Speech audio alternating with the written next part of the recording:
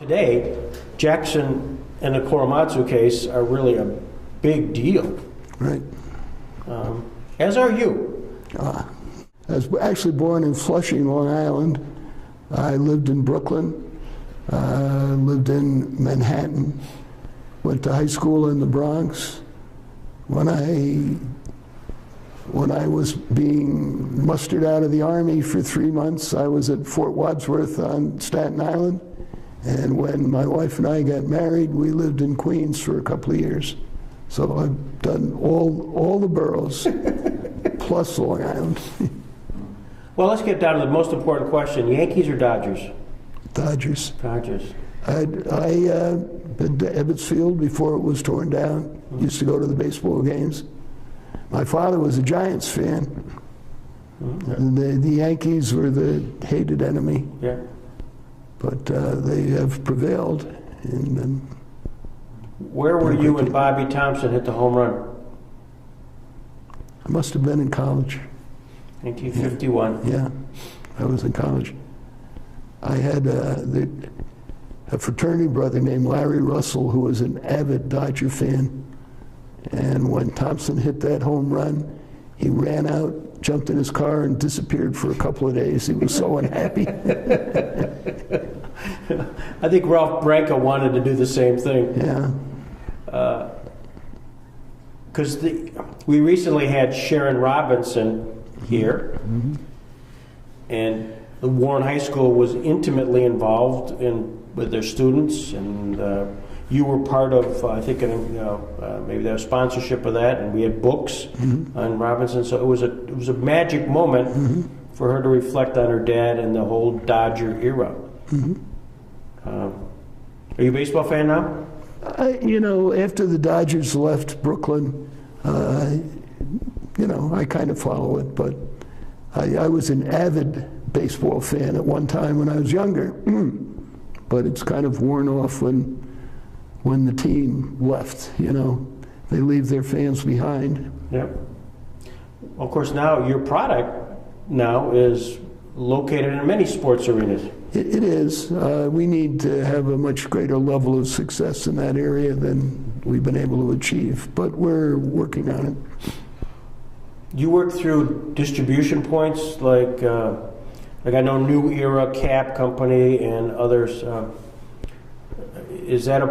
Do you work through that same channels? Well, we have a lot of different ways that we sell, and it kind of varies from channel to channel, but generally the bulk of our sales are made by our sales organization, and we deal directly with the customers. And we usually, we found it best to work with the marketing departments of our customers. And although we work through the purchasing agents, we found if we just leave it to that, our products don't necessarily get sold. And there are ways that our products make a lot of money for our customers, but it's easier to explain to the sales and marketing people than it is to the purchasing agents. Right. I know it's a oft-asked question, but how did you get into the plastics? I think of The Graduate and Mrs. Robinson and Plastics, son, it's all in plastics. What's the career path from coin-operated to plastics? Well, first of all, I want to make it clear that I was never messing around with Mrs. Robinson. Although she looked pretty damn good in the picture, She looked great. Yeah. As did her daughter. Yeah. We were in a variety of business. We didn't start in the plastics business. So the coin laundry was our first business, and we also owned the coin laundry in the Southside Plaza in Jamestown. It was a very successful store. Lived in Elm Park. Yeah. And so we went into other things. But the reason we're in the plastics business is that my father called me, and he told me about a salt and pepper dispenser that his friend told him about. I think his friend was actually involved with it. He wondered whether I would like to buy the product.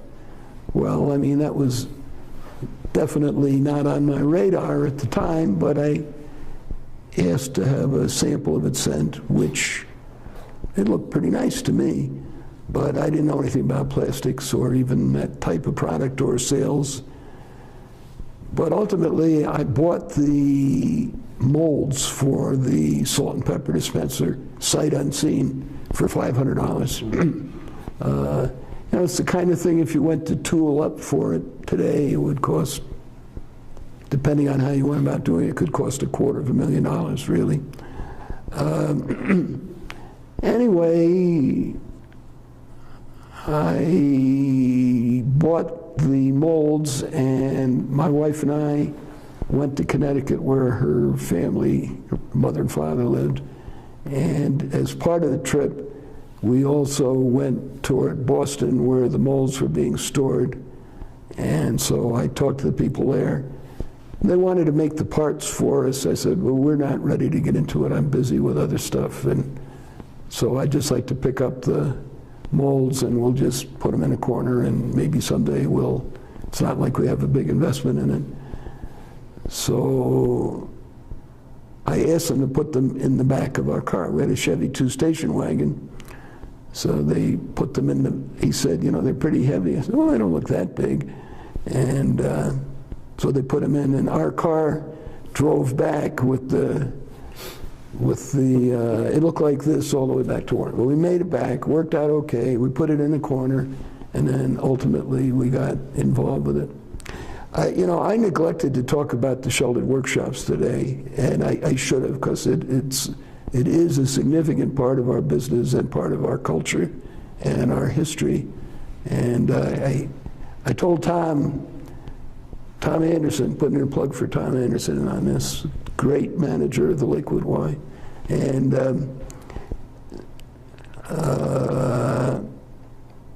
but Tom piped in with a couple of things that I'd forgotten about, so he helped me out.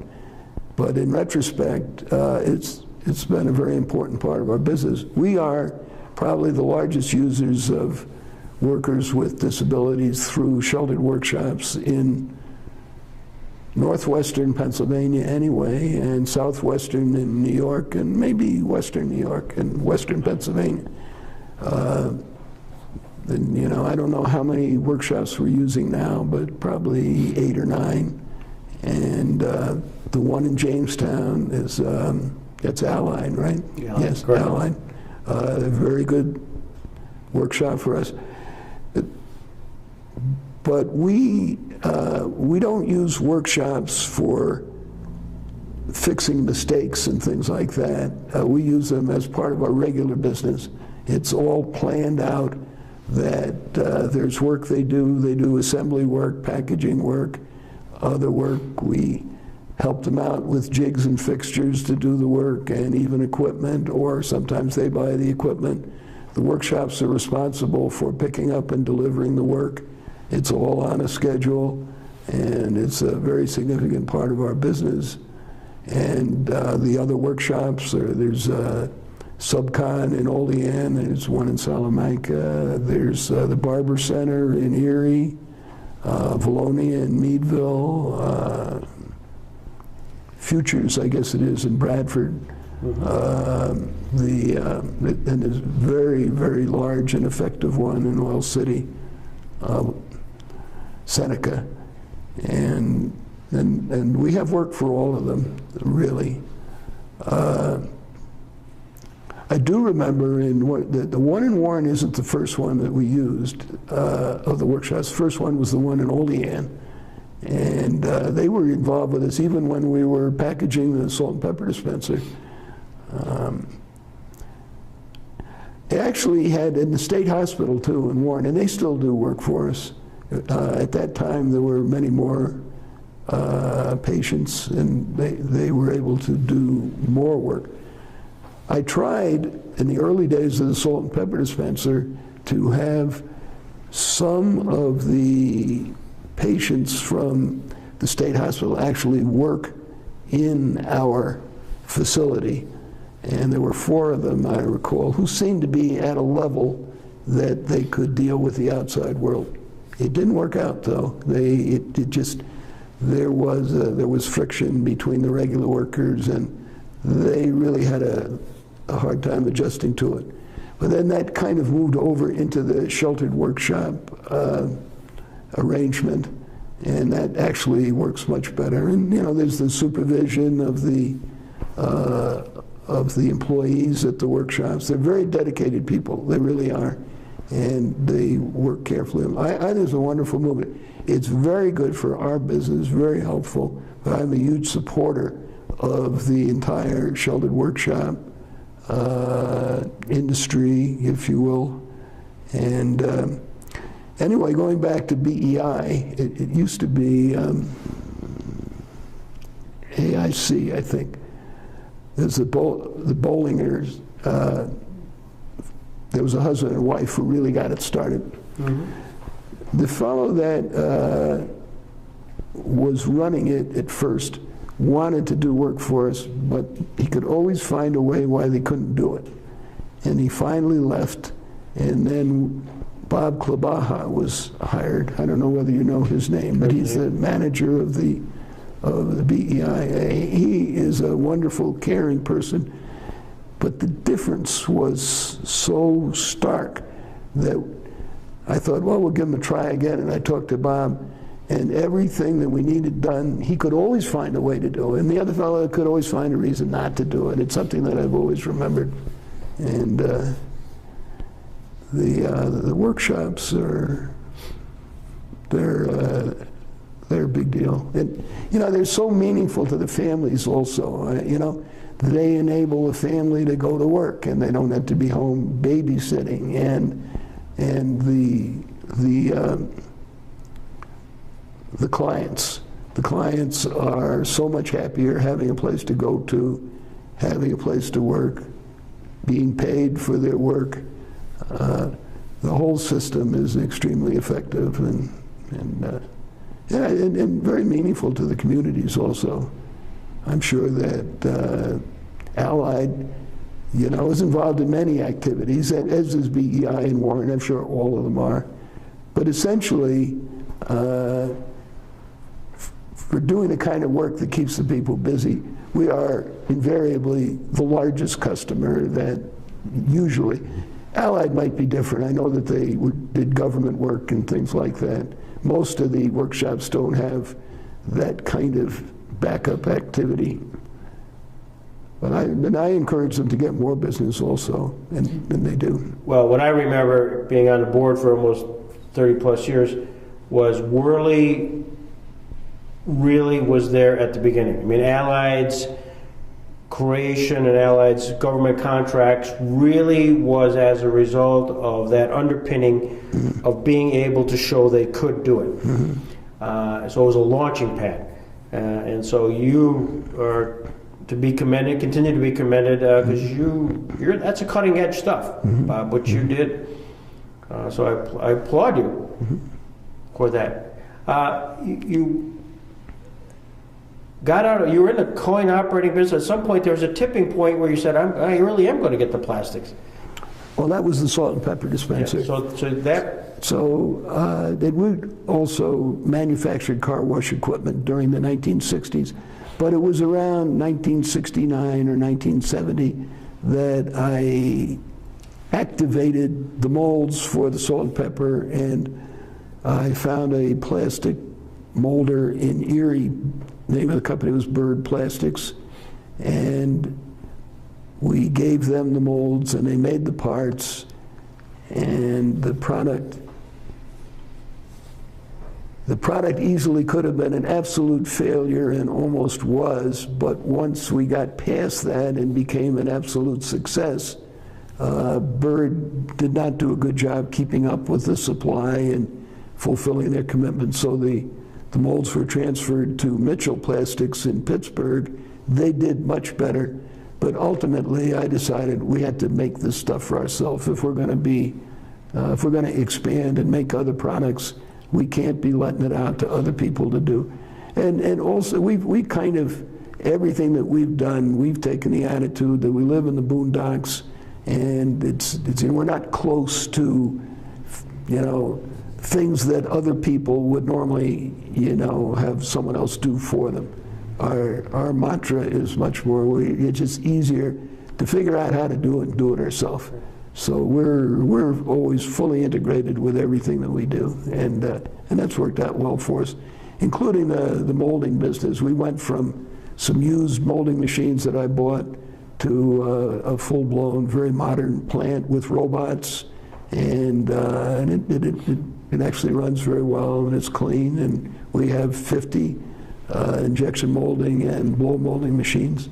My guess is we have the largest plastic molding facility in the Warren, Jamestown area, and there are probably some big outfits in Erie that would be larger than us, but we would be a larger facility than most of them, I would guess. How many employees do you have? We have about 350. We have a busy season. We hire like 70, 75 college kids every year. They're not included in that number, and then we use temporary workers.